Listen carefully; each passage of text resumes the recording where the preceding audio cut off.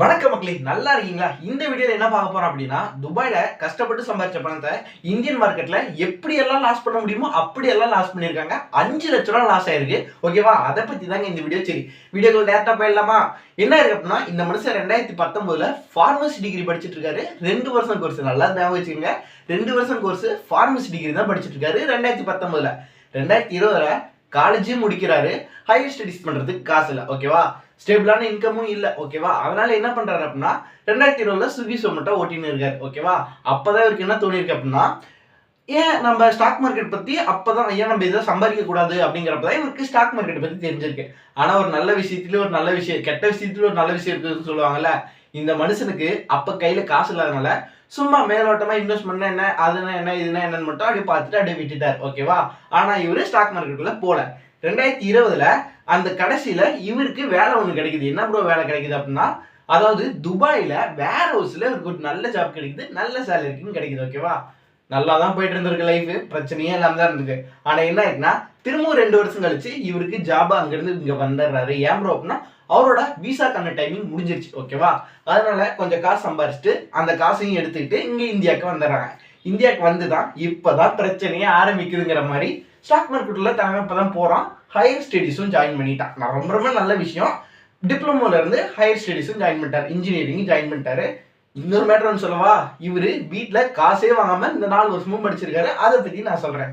இப்பதான் என்ன இருக்கு அப்படின்னா, 2023ல துபாயில வேலையெல்லாம் முடிச்சுட்டு 2023ல வீட்டுக்கு வராரு. வீட்டுக்கு வந்து ஸ்டாக் மார்க்கெட்னா என்ன ஏற்கனவே பார்த்து வச்சிருந்தால, நாம ஏன் இன்வெஸ்ட் பண்ணக்கூடாது அப்படின்னு சொல்லிட்டு லாஜிக் ஆப்லயும் மிட் கேப்லயும் என்ன பண்ணியிருக்காருன்னா இன்வெஸ்ட் பண்ணியிருக்காரு. ஹையர் ஸ்டடிஸ் ஒரு சைடு போயிட்டு இருக்கு. இந்த இன்வெஸ்ட்மெண்ட் ஹோல்டிங் ஒரு சைடு போட்டு வச்சிருக்காரு. 2.5 லட்சம் ரூபாய் இன்வெஸ்ட் பண்ணியிருக்காரு. ஓகேவா? அது என்ன இருக்கு, 2024ல அந்த 2.5 லட்ச ரூபா அமௌண்ட் 80,000 ரூபாய் ப்ராஃபிட்டா மாறி இருக்கு. ரொம்ப ரொம்ப நல்ல விஷயம் தானே ப்ரோ அப்படின்னு கேட்டா, சபே கரோ மஜா ராகையா இருங்க, இனிமேல் தானே பிரச்சனையே ஆரம்பிக்கும். அப்ப என்ன இருக்குன்னா, அது வரைக்கும் பிரச்சனை நல்லா தான் போயிட்டு இருந்திருக்கு. 2024 உங்களுக்கே தெரியும், மார்க்கெட்டு இந்தியன் மார்க்கெட் அப்படி உச்சத்துல இருந்துச்சு. டாப்புக்கு போயிட்டு இருந்துச்சா, அங்கதான் பிரச்சனையே ஆரம்பிச்சிருக்கு. இவருக்கு அந்த 2,50,000ல 80,000 ப்ராஃபிட் இருந்திருக்கா. வருமண்டா ட்ரம்ப், போடுவண்டா ரூல், போடுவண்டா டேரிஃப்ங்கிற கதையா. டேரிஃப் அவரோட ரூலிங் ஆரம்பிக்குது. இவரோட போர்ட்ஃபோலியோ அப்படி அப்படி அப்படி அப்படி இப்படி கீழே வந்து 80,000 ப்ராஃபிட் இருந்துச்சுல, அது 20,000 நெகட்டிவ்ல போயிருக்குங்க. 20,000 மைனஸ்ல போயிருக்கு. ஓகேவா? இப்பதான் என்னடா இப்படி ஆயிப்போச்சு அப்படின்னு சொல்லிட்டு இவருக்கு இந்த மனுஷனுக்கு அப்பதான் ட்ரேடிங்கை பத்தியே தெரிய வருது. அது வரைக்கும் ஒரு ட்ரேடிங்குள்ளேயே போனது இல்லையா. ஓகேவா? அப்பதான் மனுஷன் என்ன ஆகுது, F1 ட்ரேடிங்க ஆரம்பிக்கிறாரு. இருக்கிற கையில இருக்க காசெல்லாம் வச்சு அடிச்சு பிடிச்சி. மார்க்கெட் உங்களுக்கு என்ன, உங்களுக்கு எல்லாத்துக்குமே தெரியும், இந்த வீடியோ பார்க்குற எல்லாத்துக்கும் மார்க்கெட்டு எடுத்தோடனே அடிக்காது, கொடுத்து அடிக்கும். ஓகேவா? இந்த மனுஷனுக்கு அதாங்க ஆயிருக்கு. ஓகேவா? நல்லாவே போயிட்டு இருந்திருக்கு. ப்ராஃபிட் மேல ப்ராஃபிட். இந்த மனுஷனுக்கு ஸ்ட்ராட்டஜியும் தெரியாதா, ஒரு மண்ணும் தெரியாதா. மார்க்கெட்டுக்குள்ள போறான், ஃப்ளூக்ல ப்ராஃபிட் கிடைக்குமா, சில டைம் கொஞ்சம் லாஸ் கிடைக்குமா, ஃப்ளூக்ல ப்ராஃபிட் கிடைக்குமா. அப்படியே காலையில என்எஸ்சி, சாயந்தரம் அந்த கோல்டு சில்வர், நைட் அந்த பிடிஎஸ் ட்ரேட்னு சொல்லுவாங்க. ஓகே, கிரிப்டோ கரன்சில அது எல்லாமே பண்ணிட்டு இருந்திருக்காரு மனுஷன். ஆனா இப்ப பிரச்சனையா ஆரம்பிக்குது. ஓகேவா? என்ன ப்ரோ பிரச்சனை ஆரம்பிக்குது அப்படின்னா, மார்க்கெட் தான் சொல்றல, எல்லாத்துமே ப்ராஃபிட் தராது. கொடுத்த பணத்தெல்லாம் குடு அப்படின்னு சொல்லி வாங்க ஆரம்பிக்கும். இவருக்கும் அந்த மாதிரி சூழ்நிலை வந்திருக்கு. ப்ராஃபிட் லாஸ்ன்னு அப்படியே ரொட்டேஷன் ஆக ஆரம்பிச்சிருக்கு. இவருக்கு ஃபர்ஸ்ட் ப்ராஃபிட் வந்த இடம் இப்ப கொஞ்சம் கொஞ்சமா லாஸ் வர ஆரம்பிச்சிருக்கு. ஓகேவா? ஒரே ஒரு ட்ரேடு ஃப்ளூக்ல இவர் என்ன பண்ணிருக்காருன்னா 1.5 லட்ச ரூபாய் ப்ராஃபிட் பண்ணியிருக்காரு. கோல்டு எடுத்து 1.5 லட்ச ரூபாய் 2 மணி நேரத்துல ப்ராஃபிட் பண்ணாராம். பெரிய ப்ராஃபிட் பிரதர். சரியான ஆட்டிடியூட் காட்டுவாராம். அந்த ப்ராஃபிட் பண்ணதுக்கு அப்புறம் வீட்டுல யாரையும் மதிக்க மாட்டாராம். இஷ்டத்துக்கு ஆன்லைன் ஷாப்பிங், அங்க போனா 5 ஸ்டார் ஹோட்டல்ல ஃபுட்டு, அது இது இஷ்டம் போல பண்ணி தள்ளுவாராம். அடா பாவிங்களா, இந்த அளவுக்கா செலவு பண்ணுவேன் அப்படிங்கிற மாதிரி இவங்க வீட்டுல இருக்கவங்களே கேட்கற அளவுக்கு இவர் பண்ணியிருக்காரு. அந்த மாதிரி செலவு பண்ணியிருக்காருன்னு வச்சுக்கோங்களேன். மார்க்கெட்டை இவர்கிட்ட கொஞ்சம் கொஞ்சமா காசை புடுங்க ஆரம்பிச்சிருக்குங்க. என்ன ப்ரோ சொல்ற அப்படின்னா, அவ்வளவுதான், வழக்கம் போலதான் லாஸ் பண்ண ஸ்டார்ட் பண்ணிட்டார். ஓகேவா? இப்ப என்ன பிரச்சனை, லாஸ் பண்ணது கூட பிரச்சனை இல்லைங்க. இவர் அந்த ஹோல்டிங்கா 2.5 லட்ச ரூபாய் வச்சிருந்தோம்னு சொன்னார்ல, அந்த ஹோல்டிங் மட்டும் இருக்குது. இவர் கை காசு எல்லாம் லாஸ் பண்ணிட்டாரு. 4th year. ஓகேவா? 4th இயர் காலேஜ் இப்ப கட்டுறதுக்கு கூட காசு கிடையாது விட்ட. அந்த ஹோல்டிங்கை இப்ப எடுத்தாதான். ஓகேவா?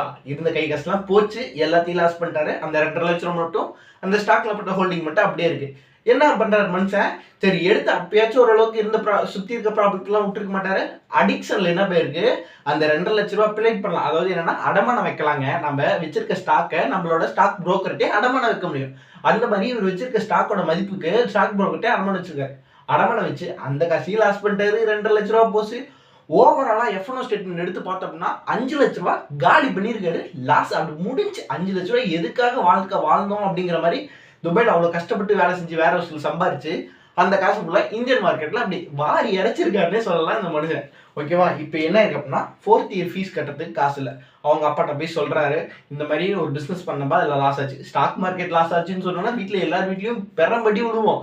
ஆனால் என்ன சொல்லிட்டாரு, 3D பிரிண்ட் ஒரு பிசினஸ் பண்ணிட்டு இருந்திருக்காரு. அதாவது இந்த ஸ்டாக் மார்க்கெட்ல வந்த காசையும் வச்சு அப்படி எப்படி சொல்லி அந்த பிசினஸ் ரன் பண்ணிட்டு இருக்காரு. என்ன ஆயிடுச்சுன்னா அந்த பிசினஸ் இவருக்கு லாஸ் ஆக ஆரம்பிச்சிருக்கு. ஓகேவா?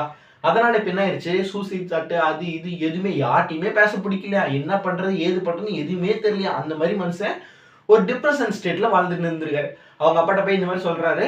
அவரு 4வது வருஷம் காசு கட்டுறதுக்கு மட்டும் காசு கொடுத்துருக்காராம். ஓகேவா? காசு கொடுத்து அடிச்சு பிடிச்சி காலேஜ் எல்லாம் முடிச்சிட்டேன் பிரதர் ஒரு வழியா அப்படின்னு சொன்னாரு. அதுக்கப்புறம் என்ன இருக்கு அப்படின்னா இப்ப ஸ்விக்கி சொமேட்டோ ஓட்டின்னு இருக்காராம் அந்த மனுஷன். எனக்கு அது கேட்கறப்ப எனக்கே கஷ்டமா இருந்துச்சுங்க. இப்ப ப்ரோ நான் ஸ்விக்கி சொமேட்டோ தான் ப்ரோ ஓட்டின்னு இருக்கேன். ஆனா என்ன இருக்குன்னா நான் அப்ப சம்பாதிச்ச காசை நான் சேர்த்து வச்சிருந்தா இந்நேரத்துக்கு அந்த மனுஷன் வேற மாதிரி இருந்திருப்பான்.